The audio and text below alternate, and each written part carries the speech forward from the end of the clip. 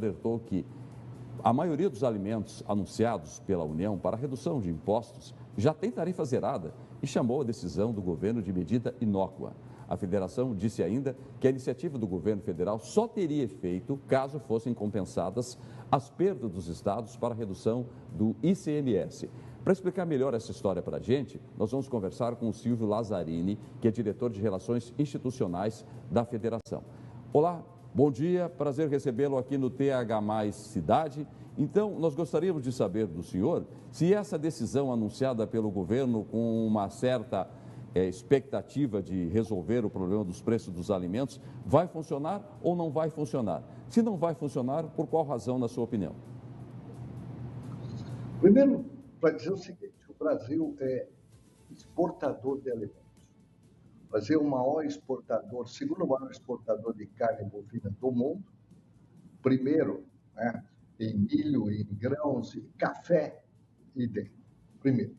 Segundo ponto, a maioria das importações são realizadas com os países do Mercosul, que é o caso da Argentina, Uruguai e Paraguai.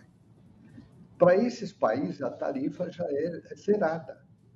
O que poderia haver era uma compensação do ICMS, mas aí é uma negociação com os governadores. E fica difícil para aqueles governadores de estados produtores isentarem essa receita sem a compensação federal. Agora, o consumidor até teve a expectativa ao ver a lista dos alimentos que provavelmente teriam uma redução de preço, porque a lista mostrava que alíquotas de 15%, 20% estariam zeradas. Agora, quando nós olhamos para esses produtos, eles não têm um consumo também explicável, justificável, não é mesmo, Silvio? Sem dúvida alguma. Veja bem, que tipo de carne que nós importamos do Mercosul? Não é carne para a população, em geral, consumir. Não é a carne dita popular, né? O patinho, o coxão mole, coxão duro, as carnes, o acém, carne de tal. São carnes nobres, destinadas à classe mais favorecida da população. Esse ponto. Segundo ponto, poderia importar, reduzir tarifa de carne australiana, mas a Austrália representa 1% somente das importações. Entendeu? E o que acontece é o seguinte, que parece que as pessoas se esquecem. Nós enfrentamos no ano passado a pior seca da história do país. Isso agravou muito, muito a produção de grãos, de café, afetou, todo mundo sabe disso.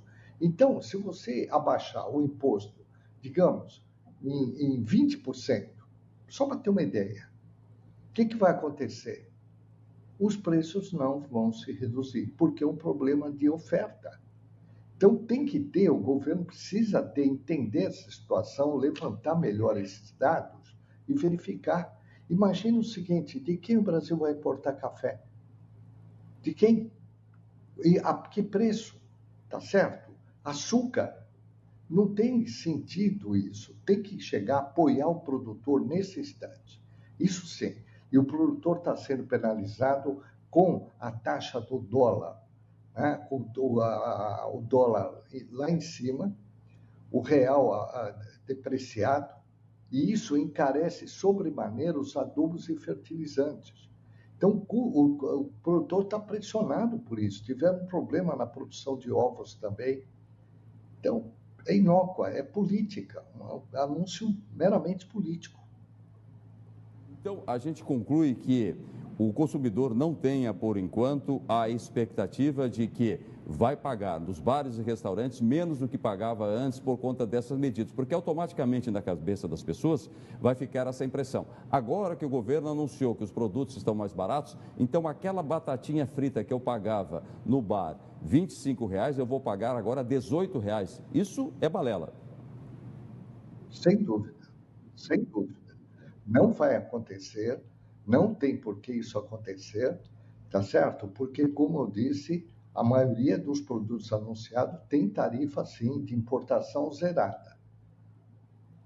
Agora, Silvio, Para a gente concluir, então, aqui a nossa entrevista, você acha que essa mudança ela teria que ser mais estrutural no sentido de contemplar, por exemplo, a questão do próprio ICMS? Só dessa forma, na combinação da convergência desses fatores, nós poderíamos ter uma redução significativa nos preços dos alimentos?